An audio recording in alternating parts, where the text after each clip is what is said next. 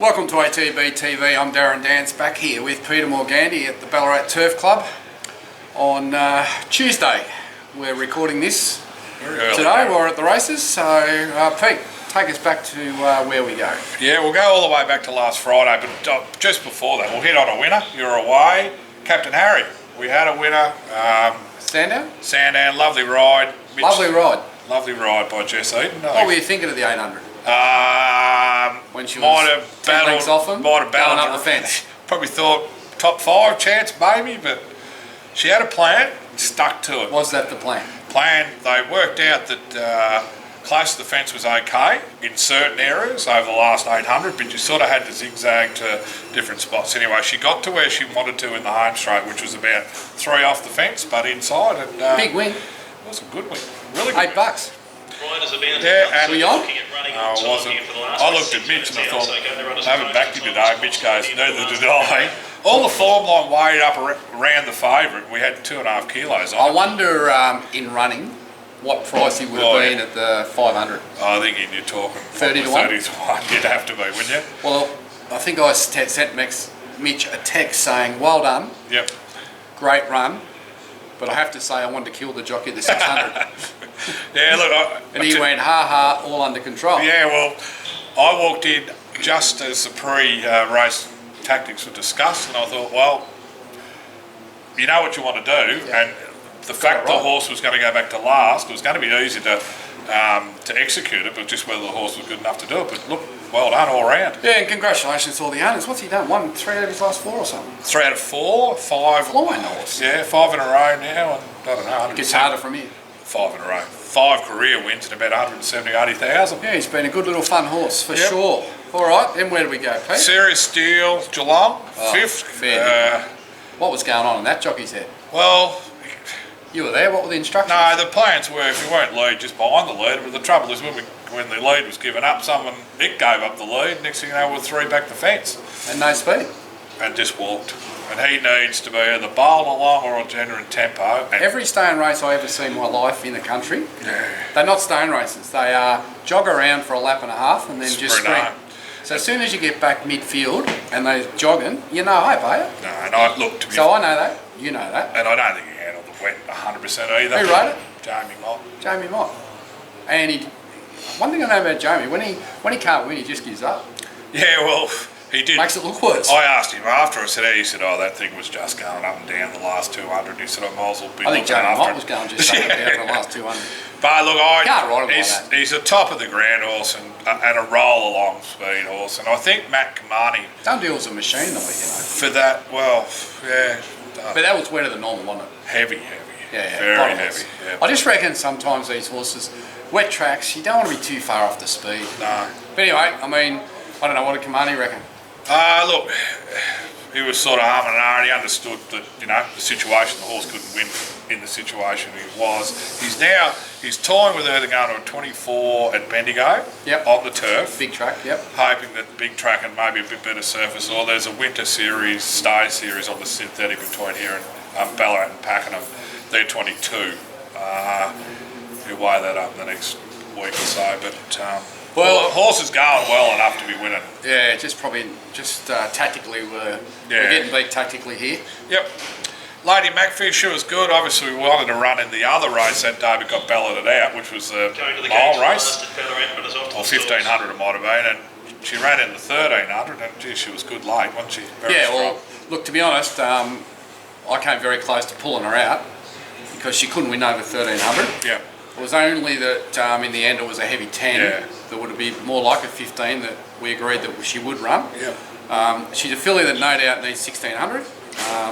You know, we've been wasting runs over too short a course, and you know, I suppose the way it all fell, she ran well, but I still felt that I think Dean Yendall rode the winner. Yeah. And he really, when there was no speed on, charged away to the front and said, catch me if you can, and they couldn't. Dictated from there. And I thought our rider maybe should have followed him when he took off, but our rider elected to wait and charged home late. Good ride, good run, but tactically again, I think Yendall had him covered. Yep. He didn't back that up for us the next day when he was on our horse. Yeah, it was from the moment the bloody lightning hit when they were in the horses in the first time they went out and then come back in, it all went pear-shaped. Yeah, it did, didn't it? So this is Angel Lass at Caulfield? It makes a run from the 600 and against good quality Saturday fields. You need everything going your way, don't you? And she was badly weighed as it was probably in the race. It just was too tough for her. Yeah, she finished back in the field. 3 runs in 3 weeks. Yeah. He said when he went for her there was nothing there. Look, she's capable of winning a midweek in town. Yeah. But she needs to get on and get it done. I think Rob's going to not freshen her, but just let her find her feet for the next. There's a race in a couple of weeks. 2 weeks. Yeah. So that was. Yeah, I was glad to get in the car. I know straight after the race, God, it was cold, wet and miserable. Looked cold on TV. Yeah, it was. She Goes Boom at Mackay. She was cold at Mackay. She Goes Boom's going somewhere else. She's had enough chances. Just not going like a racehorse and has to be moved on, unfortunately, for the owners. But look, she's had every opportunity. She must have had 10 runs in 2 stables and just doesn't fire. Her work had been really good leading up to that race, but just obviously doesn't produce on race day. End of the road. Yep. Sunday I went to Bendigo. We had 2 nice performances. Periscope first up for Pushka. Battled through the heavy, which Paul always thought he would, but really strong to the line the last couple of 100 metres once he got balanced up the straight. Yeah, well, here's a horse that I suppose at the end of the day he hasn't won a race yet, but he did run second one day at Warrnambool to Divine and Conquer. Is that the name of it? Something like that. Oh, Vow and Declare. Vow and Declare, who went on and won group races in Brisbane. Yeah. And he's run second to him in a maiden and just failed that day over 2,000 plus. 23. First up over 14. Our horse has had a few issues. Paul's obviously got him right now. I thought it was a really nice run first up. I think third up, we're going to have a bit of fun with this horse. Paul had him ready for 16, but the calendar didn't suit. If it was 1600, he finishes on the heels of the place getters. It's a totally different race. He's not at his top for so long, and he's got more chance to run on. He's even toying with going to Murray Bridge as a mile race over there. Just a fine. Nice new track. Yeah, and untouched. I think, to be honest, Pete, with the amount of synthetic racing we've got in Victoria right at the minute, and as soon as you get on turf here, there's 400 noms. Yeah. I think we need to think outside the square. Yeah. I think we need to think about Murray Bridge and Morfordville and finding some turf club tracks. Paul's halfway there. Big advantage. Talk a bit later on. Matty Williams is doing that, looking outside. So I think we need to start looking outside the square because this synthetic, I agree, it serves a purpose, but it's not the answer for a lot of horses. Next 8 days, 6 synthetic meetings, 4 turf, and one of those is for jumps. So all those turf races are going to have 100 noms. Yeah, but you don't know whether you're going to get a run. So, write your name in the last, ran well for second. That was disappointing. Yeah, he looked like he was going to be the winner. Well, he put the writing on the wall last start. I thought, looking at him in the yard on TV, he looked super. Yep, did. I thought he'd just win. Counted to the gates. $3 out to 4 and never looked the winner. He punched through at the 200, but he still was battling to get to the horse that was outside him and only just struggled to beat the horses inside. So what was the wash up there? Was it too heavy? Was he underdone? Or just got beaten by a better one on the day? It did have 4 kilos on us, and probably by the end of the day might have been in wrong part of the track. Well, I think we were at the right part of the track. It was just in a better part of the track, if that makes sense. No one had been that wide that day. You still won to follow. So that's write your name. We're here at Ballarat. I got here after the race, but bit of controversy, Pete. There was a lot of sad faces when I walked around the. Well, I say sad. 2 unhappy angry. trainers. Safety dance. Horse ran his usual honest race, and his best work was his last 50. Trainers weren't happy necessarily with the ride. Just thought maybe rode outside the tactical tactics were given, or I think sometimes when you put someone new on and you know they maybe don't ride exactly the way you want it ridden, but anyway they're going to take him to a 64 and put a senior on, so we'll see how we go. I think it proves the point that in these benchmark 58s where they're so even, you need to get it all right. Yeah, you change your rider sometimes. You cost yourself. Yep. So that covers them. So if we conclude Captain Harry, we've got a winner there. Yep. So where are we for the season? 2 weeks to go, sitting on 45. 55 seconds, about 43rds. We've got 4. Our goal's always to try and get 50 winners a season. Yeah. I think this story will unfold this weekend. We'll know whether we're a chance or not. Because we've got 2 weeks to go and we've got our big guns coming out. So We'll quickly mention all Saturdays. we've got to run a Friday. Maybe French Fears, but it's typical of this synthetic turf thing. We're down in the pecking order a Where bit. are we in the order? We're about 16, so they've only run a dozen in a couple of emergencies. She might get a run. Look, let's talk about her anyway. Yeah, look, ready to probably put her best foot forward. She needed the run first up, Yep. and it wasn't a bad run. She just got tired late, Yep. and you'd think she'd make 3 lengths improvement. Chased a handy one and just tied the last 100. Yeah, so she's she'll come trialled well on this stuff. So She have to be a good each way chance. yeah, and look, if she doesn't get a run there, we're nominated across Moe and Ballarat. Right. Saturday, we've got 4 big runners, Pete. Righto. We'll start. Yes. Yep. Serious suspect down the straight. Benchmark 78. Carries 60. Got to be a Brad huge Will. chance. Got to be a huge chance. Brad Rowell. Yep. Won't matter where you draw. You wouldn't have thought. You know what's going to matter?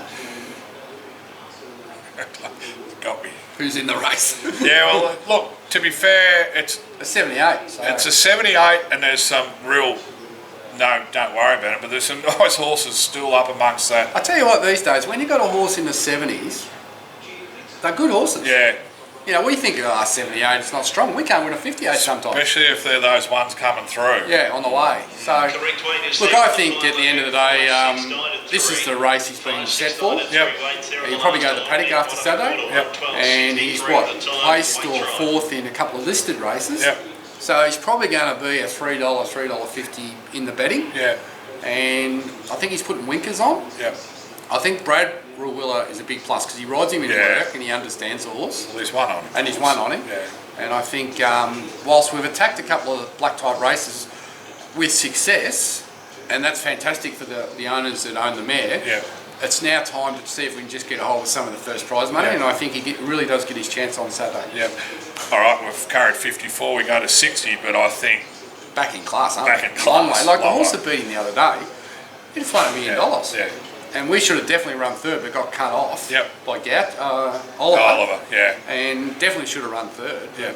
That's racing sometimes. I think our form line will stand out pretty strong. Yep. Oh, will stand out strong. Collectible runs in a mile race.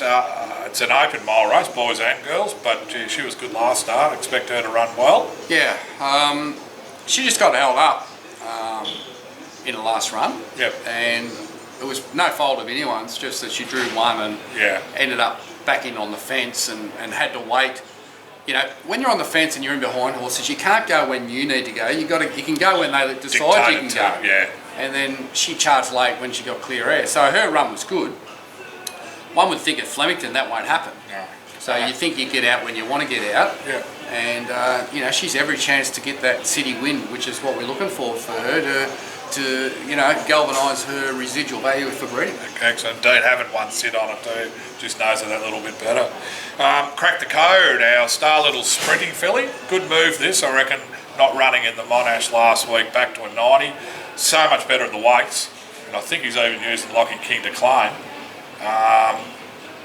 Down the straight, 1,000 metres. She's unbeaten first up. Yeah, this is going to be really interesting, Pete. Obviously, she's a star filly of ours. She's got big wraps on her. They tossed up whether to run her in the Monash, pulled out purely because she was so disadvantaged at the weights. Yeah. So compressed, and also with that late rain coming, just thought it might be too hard at the weight for age scale. Good decision. Drops it back into a 3-year-old 90. Oh, look, I don't know what's in it, but if she's anywhere near right, she's going to run right up Wouldn't there. have thought there's too many group winning fillies in the race, so yeah, she's It's always a bit of a worry whether they come back. Yeah.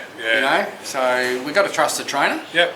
And I do believe that she's worked with the horse that ran second in the Monash and had its measure. Yeah. So Anyway, she'll be a short price favourite, I would suggest. be good to see her Whether back. she's ready to go, I don't know. Road to Fate's in a 1,200 metre 3-year-old. He's sort of just been going actually, but not with a lot of luck, I wouldn't have thought, in a couple of races, although he was disappointing at Caulfield. Well, he was terrible in Adelaide. He was Blew us over the eyes. terrible in Caulfield, but doesn't go a yard on the wet track. So we wouldn't want to have a wet track here. No, well... It's got to be a soft 6 at least.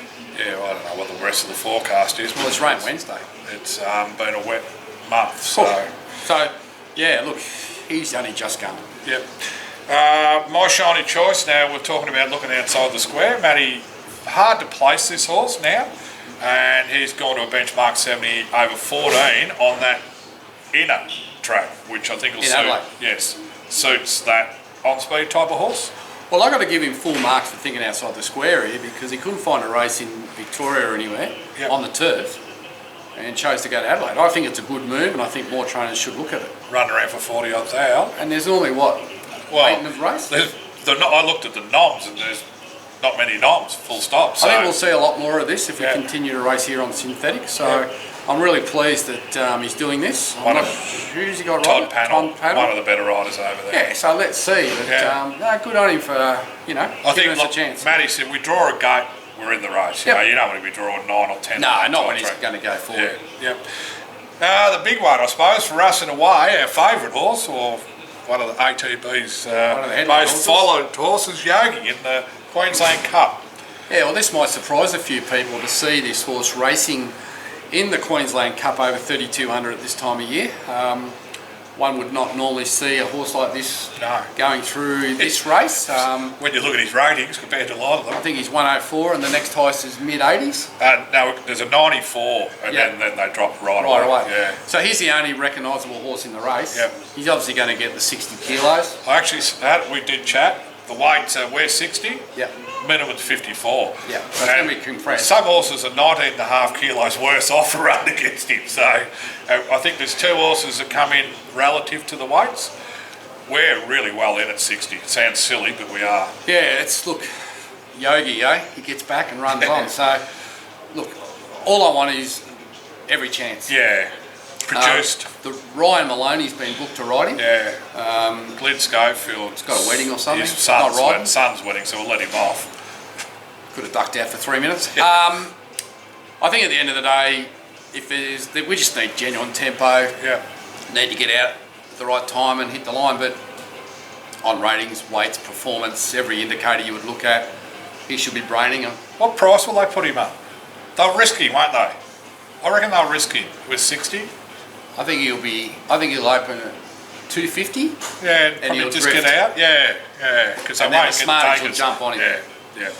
Anyway, I just want him to win. It's a listed race. It's over 3,200. Karamar's training him the European way, spacing his runs, keeping him fresh and happy, and then just going that way. So it's a big day. Yeah. Now let's before we go on to who may or may not be entered next week. Yeah.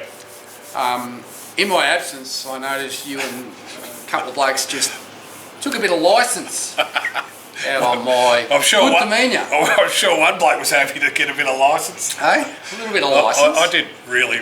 I don't mind you having a crack, but just want you to know, there's always payback. I thought you were going to say there's always payday. There's payback, no payday. But, and I know it hurt that I tipped a 100%. Hey, I put it in there. I was going to leave it out. 100%. Hey? Now I noticed you clowns didn't tip anything last week. I think I had right your name, me best. I was second. So I've had 3 place getters with me best. Oh, seriously? Yeah. All right. Periscope got bogged. I was going to tip Lady McPhee for the place, but I changed my mind. Well, I'll tell you something. I tipped Captain Harry to win. Yeah. And it paid $8. Obviously, no one listens. Well, it's 12s in day late, but I don't know if they're A2B punters. I don't reckon they were. No. And collectible, she was a model to run place at 470. God, she got up a little multi on that day. So this week, let's see. We need to pick a winner. All right. Well, up till Saturday only. Yeah. You got to pick a winner, and you got to pick one for the place. I'm going to let you go first. All right, because I always take your tips and put a line through them anyway, as do most of our followers. I've got to be barracking my heart out for this horse, so I'm going Yogi. Yogi to win? Yogi to win. Yep. They're all going to be in the market a bit, aren't they? Don't worry about value. Think it's a scoreboard pressure. All right, Yogi, and I'll go my shiny choice over there in Adelaide Place. Righto. Yeah. Right. Well, obviously, I'm going to take the obvious to win. Crack the code. Righto. And I really cannot see Serious Suspect or Collectible missing a place. So you get to take 2. You roll them together. I really can't see either of them missing a place. So I'm going Crack the Code to win. Serious Suspect and Collectible the place in a multi. Jeez. What do they call it? Mick Malloy's multi. Darren Dance. Actually, we've got a better strike rate. He took 400 weeks to get his first one up. Hey, Collectible might be a bit of a price against the boys too, because that was a fillies race the other day. She might be 8 or 10 to 1. Maybe. I don't know, Pete, but I'll tell you one thing I notice is sometimes these horses, I don't know if when they put the prices up or when they look at the form, whether they actually go through and watch these races, because when I tipped Captain Harry, I thought he put the writing on the wall the week before, and I thought that run would top him off. I couldn't believe when I saw him $15. Well, and they had the favourite. I thought he must have went up 5 grades. And they had the favourite was the winner of that race. He was always going to improve. And he was 2.5 kilos better. So sometimes I just wonder, and like you look at this and you say, well, Collectible's hard, fit, loves Flemington, loves the mile, didn't have a lot of luck last start. They're going to put her up overs. Serious Suspect dropping back from listed grade to a 78. They might risk him. Sabasan trains, they're going to put him up overs. Crack the Code, I don't think they'll be putting her up overs because, but they may be worried about why she didn't run last week. So, depending on the field. But, gee, I think, you know, even Yogi, I mean, she's got some terrific chances. And that's why I say these horses, you know, they run this weekend. We probably won't see them again in July. So this is our real weekend. We need to pick up 2 or 3 wins. We need a double, don't we? We need a minimum double if we want to get to the 50. But I think we've got some great chances. Just and obviously we haven't touched for the rest of the weekend and into early next week, the likes of Dentara, Lady McAfee, Ransom Money, French Fizz, who we mentioned. I'll put them up later in the week where we know, but they're all potentially going to run anywhere. So Dentara, Lady McAfee, Ransom Money. Yeah, maybe Serious Deal and a... Serious Deal, maybe French Fizz. Yeah. Could all run somewhere. But definitely running next Wednesday at Connery and Write Your Name. At Sandown. Okay, so they're definitely running Definitely Wednesday. running, Connery, there were 16 and I think he'll split them. I don't think Write Your Name will go to a mile yet. I'm not sure because there's a 14 and a 16. I think Connery will be in the 16, Write Your Name in the 14. And look, they're legitimate winning chances. Oh, I think there's quite a few there. They just need to get in their right races and they need to get on their right surface, and then obviously we just need to get the barriers, and we need to get tactically in the race. We just need the tactics to work. So there's about 3 or 4 boxes each race you need to tick. It's very competitive in Victoria, and everyone's saying, oh, it's great, all the prize money's going up, which is good, but geez, it's making it harder. Like we've got Lindsay Smith here now, coming on the scene, starting to train another winners. 20 horses in the state. Tony McAvoy is going to bring 100 over next year. It's not going to get any easier, Pete. Harder. So, you know, you've got to have everything going right to be in the winner's circle. So, a couple of weeks to go. We'll try and get that 50 if we can. But the horses are not far away. But we just need to get the job done. Well, until next week, Pete. Maybe it'll be a little bit warmer. Stay warm. I'm Darren Dance. Back. From Cairns, 27 degrees. Back to 6. The shorts have gone into the cupboard and won't come out until January. And that's probably a good thing for the locals if you've seen my legs. But here we are, and we're about to start foaling, Pete. It's not far away. 3 weeks, I reckon we'll have a foal on the ground. Till next week, I'm Darren Dance here with Peter Morgani.